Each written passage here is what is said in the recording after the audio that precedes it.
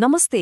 आज हामी एउटा यस्तो ठाउँको कुरा गर्दैछौँ जहाँ मिथक र वास्तविकता एकै ठाउँमा भेटिन्छन्, जहाँ नदीको छालसँगै इतिहास बग्छ र भूगोलले आस्थालाई अँगालेको छ।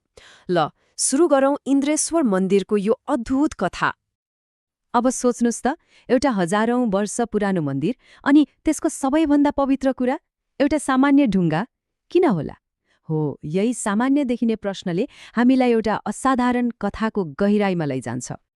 हाम्रो कथाको मञ्च हो नेपालको एकदमै ऐतिहासिक सहर पनौती। हेर्दा सानो लाग्ला, तर यो सहरले आफ्नो काखमा कति ठूलो सांस्कृतिक र आध्यात्मिक सम्पदा लुकाएको छ त्यो हामी हेर्नेछौँ। हाम्रो यात्रा सुरु हुन्छ हिमालयको काखमा बसेको हाम्रो देश नेपालबाट। यहाँ त हरेक डाँडाकाँडा, हरेक खोला नालाको आफ्नै कहानी छ, होइन र? अब नेपालको नक्सामा अलि नजिकबाट हेरौँ। हामी पुग्छौँ बागमती प्रदेश र त्यहाँभित्र पनि काभ्रेपलाञ्चोक जिल्लामा। हो, हाम्रो कथाको खास ठाउँ यही हो। अनि काभ्रेपलाञ्चोक जिल्लाको पनि ठिक मुटुमा छ सुन्दर र ऐतिहासिक पनौती शहर। र हाम्रो आजको कथाको केन्द्र इन्द्रेश्वर मन्दिर यही शान्त र भव्य रूपमा उभिएको छ। अझ यो मन्दिरको अवस्थिति नै कति विशेष छ। ठिक त्यही जहाँ रोशी र पुण्यमती नदी भेटिन्छन्। यो एउटा यस्तो सङ्गम हो जहाँ पानी मात्रै होइन, आस्था र विश्वास पनि एकै ठाउँमा मिसिन्छ। ल अब ठाउँको कुरा त भयो, अब लागौं त्यो कथातिर जसले यो ठाउँलाई यति विशेष बनायो। याद छ नि सुरुको त्यो रहस्यमय ढुङ्गाको कुरा? हो, त्यसको जवाफ यही कथामा लुकेको छ। यो कथाका एक मुख्य पात्र हुन् देवराज इन्द्र, स्वर्गका राजा अनि पानी पार्ने देवता।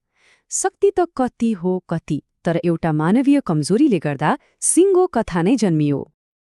कथाकी अर्की महत्त्वपूर्ण पात्र हुन् अहल्या। उनी महान ऋषि गौतमकी पत्नी थिइन्। उनको सुन्दरता र पवित्रताको चर्चा जताततै थियो, जसले गर्दा यो कथा अझै मार्मिक बन्न पुग्छ। तर कथाले एउटा दुःखद मोड लिन्छ जब स्वयं देवराज इन्द्रले छल गरेर अहल्यालाई प्राप्त गर्छन्। यो एउटै घटनाले भनौँ न स्वर्गदेखि धरतीसम्मै तहल्का मचाइदिन्छ। अनि त्यही छलको नतिजा निर्दोष अहल्याले श्राप पाइन् र उनी एउटा जड ढुङ्गामा परिणत भइन्। हो, यही हो त्यो रहस्यमय ढुङ्गाको कथाको सुरुवात। अनि अचम्मको कुरा के छ थाहा छ? पौराणिक कथामा भनिएको त्यही श्रापित ढुङ्गा आज पनि इन्द्रेश्वर मन्दिरको उत्तर पूर्वी कुनामा साक्षी बनेर बसेको छ। मतलब हजारौं वर्ष पुरानो कथालाई हामी आज पनि छुन सक्छौं, हेर्न सक्छौं। कस्तो अचम्म! ल पौराणिक कथाको कुरा त भयो। अब अलिकति इतिहासतिर लागौं। यो मन्दिर आखिर कहिले र कसरी बन्यो त? आउनुस् यसको समयरेखा हेरौं। यसको इतिहास हेर्ने हो भने एकदमै पुरानो छ। अनुमान के छ भने यसको सुरुवात 6औं शताब्दीतिर किराँतकालमै भएको हुन सक्छ। त्यसपछि 13औं शताब्दीमा आएर यसले आधिकारिक मन्दिरको रूप पायो। अनि 16औं शताब्दीको ऐतिहासिक ग्रन्थ गोपाल राजवंशावलीमा त यसको महत्त्वबारे लेखिएको पनि छ। अघि हामीले 13औं शताब्दीको कुरा गर्यौं नि, त्यति बेला बनेपाकी राजकुमारी वीरमा देवीले यो पवित्र ठाउँलाई इन्द्रकोटको नाम दिएर औपचारिक रूपमा स्थापना गरेकी थिइन्। सोच्नुस् त, त्यति बेला एउटी राजकुमारीको नेतृत्वमा यत्रो सम्पदा बन्नु कति ठूलो कुरा हो। अनि यो मन्दिर बनाउनुको मुख्य कारण के थियो त? पानी पार्ने देवता इन्द्रको आराधना गर्नु हो। यसरी इतिहास फेरि घुमिफिरी त्यही पौराणिक कथासँग आएर जोडिन्छ।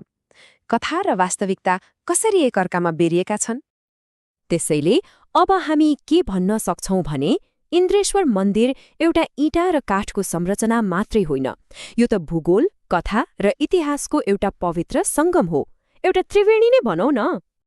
यो मन्दिरलाई खासमा 3वटा कुराले विशेष बनाएको छ।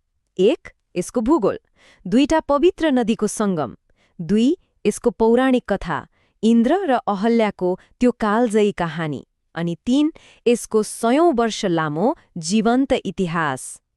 यो सबैबाट बुझ्नुपर्ने सबैभन्दा महत्त्वपूर्ण कुरा के हो भने इन्द्रेश्वर मन्दिर त्यो दुर्लभ ठाउँ हो जहाँ एउटा अलौकिक दिव्य कथाले वास्तविक धरतीमा आएर जरा गाडेको छ। यो त्यो ठाउँ हो जहाँ आस्थालाई छुन सकिन्छ र इतिहासलाई महसुस गर्न सकिन्छ। र जाँदा जाँदै एउटा प्रश्नबारे सोचौँ न। यदि पनौतीको एउटा सानो कुनामा यति गहिरो र शक्तिशाली कथा लुकेको छ भने कल्पना गर्नुहोस् त हाम्रो आफ्नै वरिपरिको भूगोलमा यस्ता कति अनमोल कथाहरू होलान् जो केवल हाम्रो खोज र प्रतीक्षामा छन्।